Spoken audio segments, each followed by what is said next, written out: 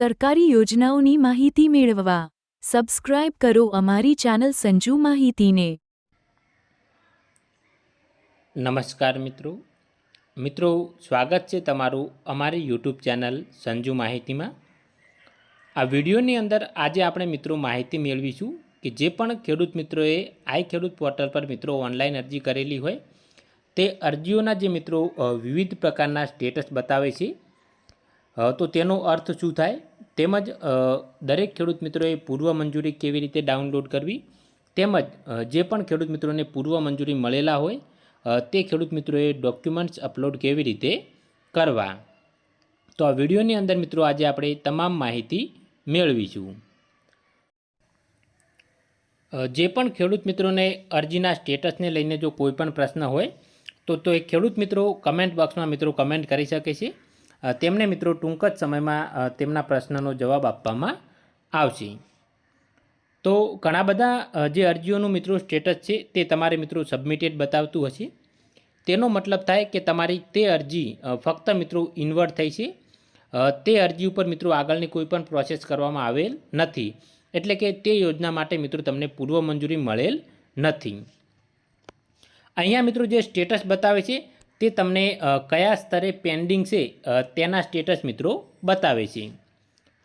તો ઘણી બધી અરજીઓનું સ્ટેટસ મિત્રો તમારે એલિજિબિલિટી પણ બતાવતું હશે, તો તેનો મતલબ પણ કે તમારી અરજીને મિત્રો પાત્રતા માટે પેન્ડિંગ છે, એટલે કે તમારી અરજીને હજુ સુધી મિત્રો પાત્રતા આપવામાં આવેલ નથી, તો આ યોજના માટે મિત્રો પણ તમને પૂર્વ મંજૂરી મળેલ નથી।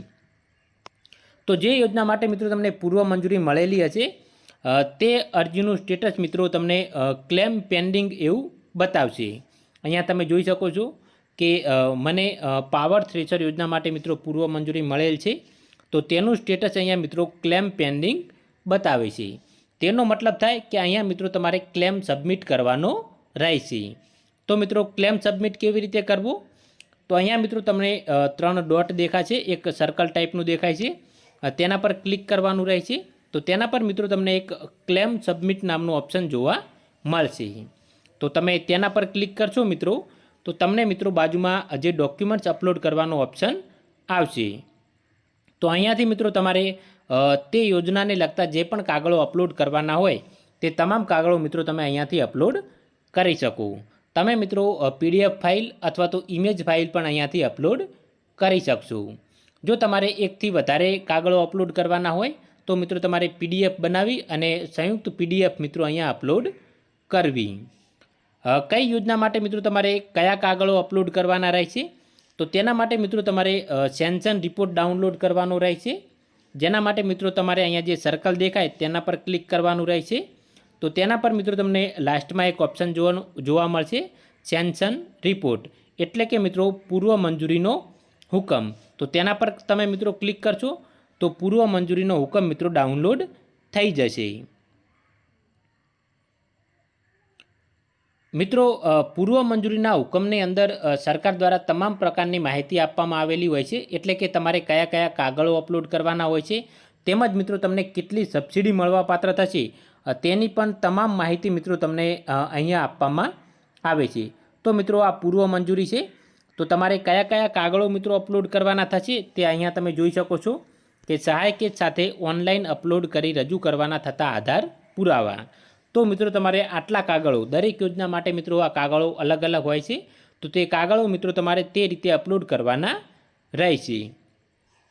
બીજું મિત્રો કે તમને પાવર થ્રેશર યોજના માટે કેટલી સહાય મળવાપાત્ર થશે, તો તે પણ અહીંયા મિત્રો વિગતવાર ચર્ચા નીચે તમને આપવામાં આવેલી હોય છે, એટલે કે પૂર્વ મંજૂરીના હુકમની અંદર જ મિત્રો તમને તે બતાવવામાં આવેલું હોય છે, તો તે પણ મિત્રો તમે પૂર્વ મંજૂરીના હુકમની અંદરથી ચેક કરી શકો છો। હવે મિત્રો જે અરજીનું સ્ટેટસ તમને એલિજિબિલિટી ક્વેરી રિક્વેસ્ટ એવું બતાવતું હોય તો તેમાં તમારે શું કરવાનું રહેશે, તો તેનો મતલબ થાય મિત્રો કે જ્યારે તમે ઓનલાઈન અરજી કરતી વખતે કોઈ પણ ડોક્યુમેન્ટ્સ કે જે મિત્રો તમારે અપલોડ કરવાનું બાકી રહી ગયેલું હોય તો તેના માટે મિત્રો આ અરજી તમને જે તે અધિકારી દ્વારા તમારા ખાતામાં મિત્રો પરત મોકલવામાં આવે છે।